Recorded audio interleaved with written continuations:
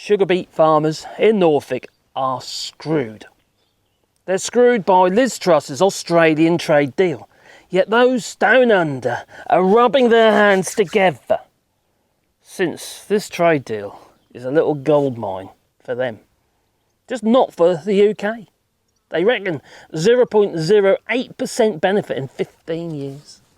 It's madness. The whole thing is absolute madness. Now, crikey. In an article on abc.net, it's an Australian news outlet, they're saying here that Australian sugar sets sail for the United Kingdom. And it's the first under this sweet new free trade agreement. They're happy as sandpipers over there, or down there. But British farming, especially in Norfolk, well, this is going to be its demise. I can just say it now, I really can. Now, I'm from Norfolk, right? And, well, Liz Truss, who negotiated this Australian trade deal, her constituency is Norfolk. Well, King's Lynn, I believe. Just, what on earth are they thinking?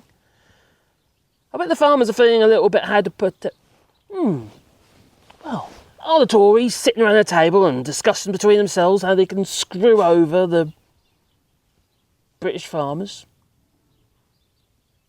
I wouldn't be a bit surprised, I really wouldn't. Crikey, for decades farmers have supported the Tories. They are Tories. They're Conservatives.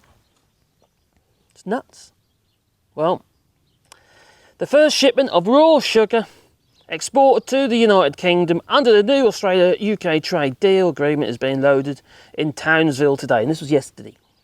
The value of the Australian sugar exports to the UK is expected to reap around 74 million Australian dollars per year. That's going to decimate British farmers, well, especially in Norfolk with the sugar beet farmers. Now, when we were in the EU,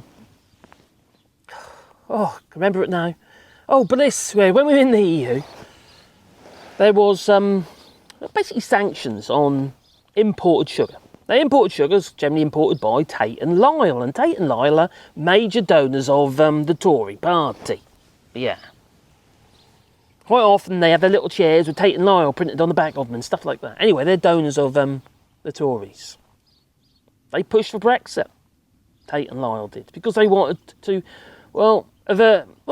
they didn't want these sanctions that are put on imports of cane sugar, because that's what Tate and Lyle does. It's a British company, but they import cane sugar, screwing over British farmers, you see, and also EU farmers as well when we were in the EU. So the EU, in their wisdom, brilliant idea, let's put taxation on them, import duties and tariffs and what have you, on imported sugar from abroad. Obviously Tate and Lyle didn't like that, you see, it makes their products more expensive so they can't sell as much. But they obviously, British sugar, and the British farmers growing sugar beet, what have you, and send it to Cantley Sugar Works. Well, obviously they were quite glad to have these sanctions. We're supposed to be looking after those who reside in the UK. No matter what race or creed you are, but you have to look after your economy. You don't export your money. No, you're supposed to keep it in your economy so that your economy benefits. Get your foreign investment and hold on to it. Don't allow them to make more money and ship it out again. It's just nuts. Well, about a year ago, in the Politico, after lots of reservations regarding this trade deal, even George Useless has come out about this trade deal saying it's shit. He was involved in negotiations of this trade deal, and now even he is saying it's, like I say, shit. Well, it's Brexit, isn't it? There's nothing sweet about it. It's leaving a sour taste in the mouths of British farmers. I know what you're going to say. The farmers voted for Brexit. They've made their bed and now they have to lay in it. Unfortunately, everybody else is going to have to lay in it as well. Everything will become, more expensive really, because we're going to, as British farmers, because they don't just grow sugar beet, you see. British farmers grow other stuff. But one crop supports the other crop. Unfortunately for them, they've no longer got their regular output of sugar beet, because you might go to the supermarket and buy a kilo of sugar and what have you, and you look for it, make sure it's British sugar. You might do that. You know? Stay away from the Tate and Lyle, maybe get Silver Spoon or whatever if it's still about. But you've got no control of the added sugar that's added into processed foods and also, you know, sweets and stuff like that, and chocolate or whatever. You've got no control over that. No, it's quite hard to tell. This is going to decimate Norfolk farmers. It really is. Well, in the Politico, this is an article, this was about a year ago now, in 2021. And, crikey. No, Minette Batters, she didn't support, she didn't support Brexit, but she didn't really campaign. She was neutral. She sat on the fence until near the end, towards the actual vote, then she started coming out about it. It's too late by then. People already made their minds up. And unfortunately for the rest of us, you know, their vote might have swung up. You know, so, and also the effort they made into promoting Brexit, the farmers, that is. And now they're screwed. Literally screwed. I just can't comprehend how anybody would vote for something that obviously is going to damage or, you know, restrict your ability to trade with your major trading partner. Most of the food exported in the UK goes to the EU. Most of it. Why would you? I just every day I think about this, and it's kind of like, why? Why would anyone be so stupid? Mad, absolutely mad. It's painful, actually. Well, the National Farmers Union's Sugar Board chairman Michael Sly said last year that he was extremely concerned about the deal, particularly after the government announced a 260,000 tonnes autonomous tariff rate quota. Yeah, a worldwide tariff-free cane sugar quota. This is nuts. It dilutes the market for British farmers. I bet they feel really silly now. They must do. If you are a farmer and you did vote for Brexit and you've just watched this, please leave in the comments down below. How do you feel about this? Do you still believe in your Brexit? And it's just not this Brexit. This is not the Brexit I voted for. This is the Brexit you're likely to get all along, to be fair. Because Brexit was already going to cripple the UK's ability to trade, including new farmers. We've seen it all the way around, haven't we? It's not just sugar, is it?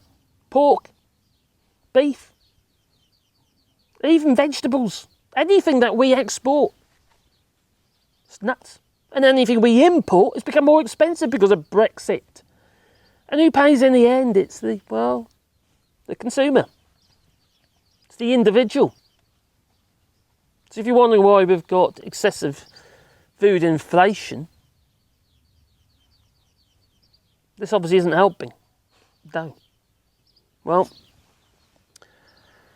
oh dear.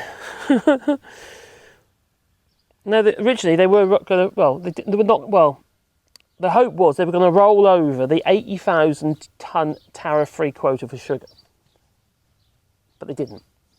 So now we've got 240,000 tonnes, and it's been scaled.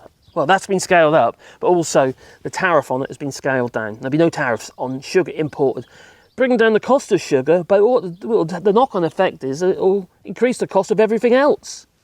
The farmers won't be able to function. We'll have to import everything. We already import, even the government the other day was saying that we import over 50% of our food. Well, a few weeks ago they were saying 30%, now they're saying 50%. I know it's around 80% when you include all the processed foods. This is madness. It's too late now. The deal's done. There is a 6-month get-out clause. So if we wanted to actually get out, we could, of the Australian trade deal. But no government is going to agree with that. We've got a Labour government, not Labour government, a government in waiting, led by Keir Starmer, and he says he's going to stick with basically with the Tories' fiscal plan. Why would you stick with the same thing that is destroying you in the first place? It makes no sense.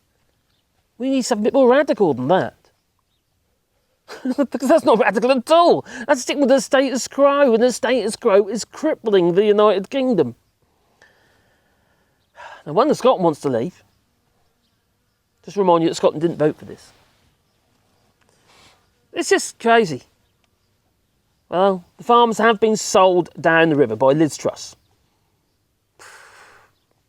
Now, Truss has come under fire from the NFU nationally, but for farmers on her patch, it's a bit more personal. The Truss has been their local MP since 2010, with many now getting to know her when she was Environment Secretary. Don't forget, she's the one who cut several £1 million out of the budget for the Environment Agency. And no wonder they can't keep up with the inspections on the quality of the water and the state of the rivers and stuff. You can't wonder at it, can you? They've got enough money. How are they supposed to do all that work? People got sacked. Oh, it's just nuts. It's just... This is what when you vote for something on the basis of emotions and not on the basis of logic and common sense. Unfortunately, it's no longer that common. Well, you tell me what you think, because I could go on about this forever, but I'll tell you what, British farmers are, they're screwed. Absolutely screwed. And yes, they voted for it, but it's also screwed us. Luckily, I've escaped. I live in France, so thank God for that. I worry about my children. I worry about my friends. I worry about you guys and gals, and it's kind of, it's just madness. And we keep pushing the same narrative, the Brexit narrative. Doesn't help we've got people like Anne Widdecombe saying, it's not that Brexit is a failure, it's how we've implemented Brexit is a failure. Bollocks. Brexit was always going to be a failure. It's in its DNA. Well, you tell me. Please leave it in the comments down below. Oh, and you want to support the channel, you can do it on Patreon or buy us a coffee. And the links are down below for that as well. It is very much appreciated. Because I couldn't do the channel without it. I really couldn't, I don't get enough views. But it's important. We need to be, we need to be talking about this stuff. If there is any hope of rejoining the EU, which I think we're pretty much scuppered on that front, but closer alignment would be something. Customs union would be, big bonus. Get rid of the Australian trade deal, do the 6-month clause, get that out of the way. Same with the New Zealand trade deal, all them trade, get rid of them. They're not in the UK's best interest. The EU has just negotiated a trade deal with flipping New Zealand anyway. And it is in the EU's best interest because it's a large trading bloc. It has the power. The UK has fallen flat on its face. The GDP has sort of come back to what it was. But the cost of doing the work is, the cost of reaching that GDP has increased. Businesses are falling flat on their faces because they're making no money. No profits. The only ones who are making profits are, like Amazon, gig economy and what have you. The supermarkets, what have you, we say they need to bring down the prices of food, but they're actually not making the money that they were before. They're getting turnover, but they're not getting the profit. The cost of getting the stuff into the country has gone through the roof with all this Brexit red tape. Iceland, for instance, who voted for Brexit. Well, not Iceland itself, but, the CEO, you pushed for Brexit. Madness. He's a Tory, mind, so there you go.